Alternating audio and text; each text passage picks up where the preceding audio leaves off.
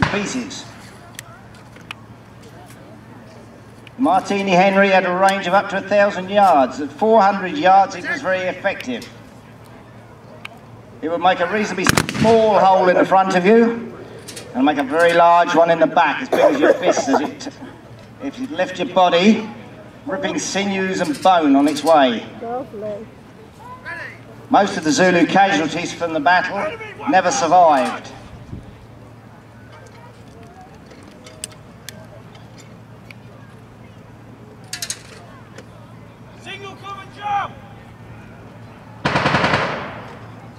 All this time the Zulus were getting closer and closer, and the British men's ammunition was running down.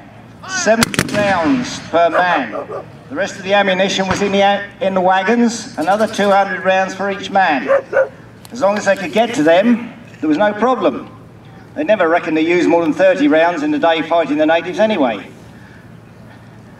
By about 10 in the morning, the ammunition was starting to get thin. Firing was dying down.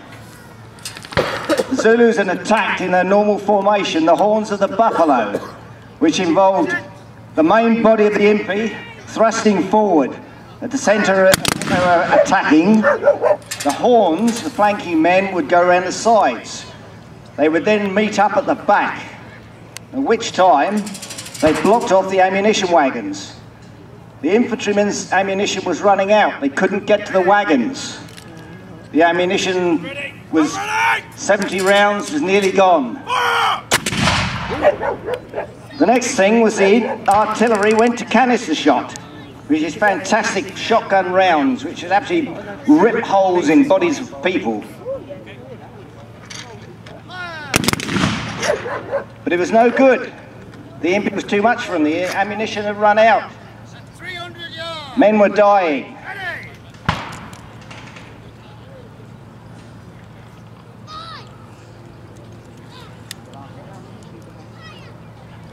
The only thing they could do was rally round the guns, try to save the guns. One gun crew went away, hitched up their guns and headed for the fugitives' drift.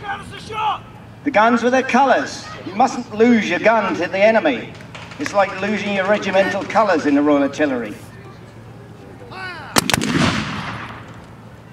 The only thing they can do now is rally round the guns. The infantry rallied round squares here, there and everywhere, small patches of men being carved up by the relentless Zulus.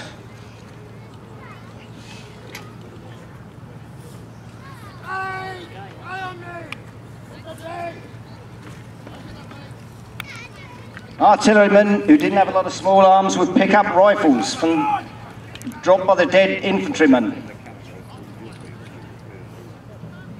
Whatever you do, don't let the Zulus capture the guns.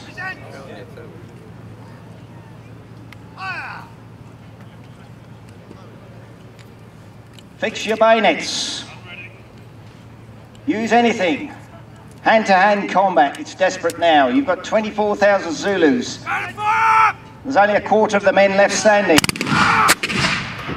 The native levies are all dead or ran.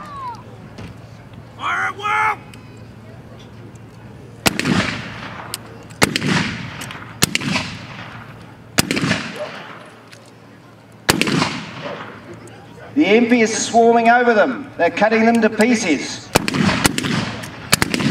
The few fugitives, the few survivors are trying to get away. They're going for the Buffalo River, down the fugitives' trail. The Zulus are catching them up.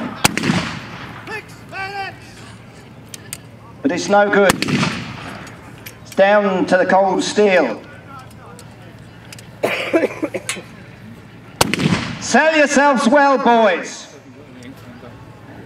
For Victoria and Old England. But it was no good.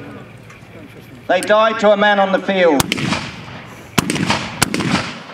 When the Zulus left the field, there was not a thing left alive. Every man, every horse, every dog, every mule. Brave to a man. Ladies and gentlemen, that is the story of Islandwana. Thank you for watching us.